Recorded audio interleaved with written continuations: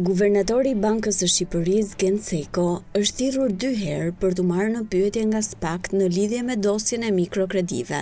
Burime konfidenciale nga BKH bëjnë me dije përsëri se guvernatori është marrë në pyetje, por nuk dihet se si ka mundur që të futet dhe të dalë nga godina, pa u vënë re nga gazetarët dhe nga kamerat e televizioneve, që çdo ditë qëndrojnë përpara godinës së institucionit të prokurorisë së posaçme. Por si, kush dhe çfarë po hetohet? SPAK ka disa hetime paralele lidhur me çështjen e mikrokredive. Hetimin për guvernatorin Seko dhe bashkëpunëtorët e tij në Bankën e Shqipërisë po e ndjek prokuroria Dorina Bejko, e cila ka marrë përsipër kallëzimin e bërë nga dhoma e përmbaruesve. Sipas të njëjtave burime, hetimet janë drejt fundit dhe shumë shpejt pritet që të dorëzohen në gjykatën e posaçme kundër korrupsionit dhe krimit të organizuar. Por ende nuk ka një konfirmim zyrtar. Përveç kësaj çështjeje, një tjetër hetim po zhvillohet nga hetuesi Edvin Kondili, lidhur me kallëzimin që ka bërë ministri i drejtësisë Ulsi Manja kundër MCA të Olsi Ibros dhe final të Arben Meskutit. Po në vitin 2024, njëjtë si dy çështjet e para, është depozituar dhe një dosje e tretë. Hetimi i nisur për një rast mashtrimi me kredi, dyshohet se ka zbuluar një lidhje të drejtorëve kryesorë të Bankës së Shqipërisë, Deniz Dralla dhe Altin Naqe, me skemën e mikrokredive. Se ku qëndron kjo lidhje, pritet ta zbulojnë hetimet. Megjithatë, nuk dihet nëse të gjitha këto raste do të përmbledhen në një dosje të vetme,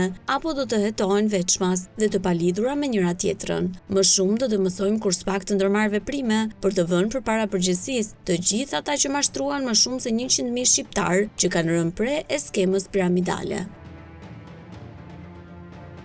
I pari që dha lajmin se çështja e skandalit të mikrokredive po hetoi nga struktura e posaçme kundër korrupsionit dhe krimit të organizuar ishte ministri i drejtësisë Ulsi Manja.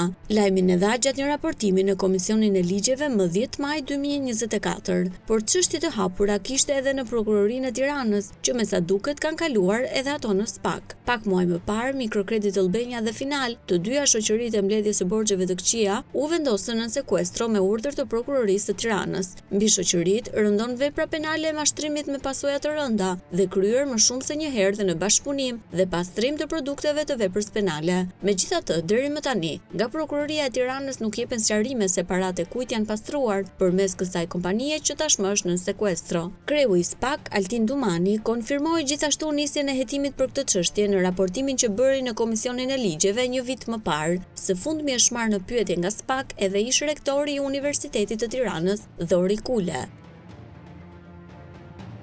Lëvizjet e institucioneve ligjzbatuese nisën pasi zëri denoncoi me zë dhe figurë dëshmi të viktimave që ranë prej njoftimeve Grack për të marrë kredi në këto zyra. Këto institucione, përmes njoftimeve online dhe në televizione, krijuan një perceptim të gabuar tek qytetarët se ishin njësoj si bankat e tjera. Në fakt, në realitet këto zyra japin kredi shpejt dhe me norma përtej normales. Pas një filtr, këto institucione ju japin qytetarëve kredi në situata që ata nuk mundet kurrësesi që t'i paguajnë. Këtu nis edhe kalvari i abuzimeve. Kreditë e këqija, përfshirë dhe ato të bankave, ju shitën Mikrokredit Albania, që përmes zyrave fiktive ligjore telefononte dhe ushtronte presion tek qytetarët për kthimin e borxheve. Një prej viktimave, Pal Trashaj, i dha fund jetës në dyert e SPAK. Ai kishte shkuar në prokurorinë e posaçme që të denonconte rastin e tij, por në dëshpërim me sipër konsumoi fostoksin, duke i dhënë fund jetës. Një fund të ngjashëm zgjodhi edhe Olsi Ibro, pronari i Mikrokredit Albania, i cili u vethodh nga një pallat në ndërtim dhe gjeti vdekjen.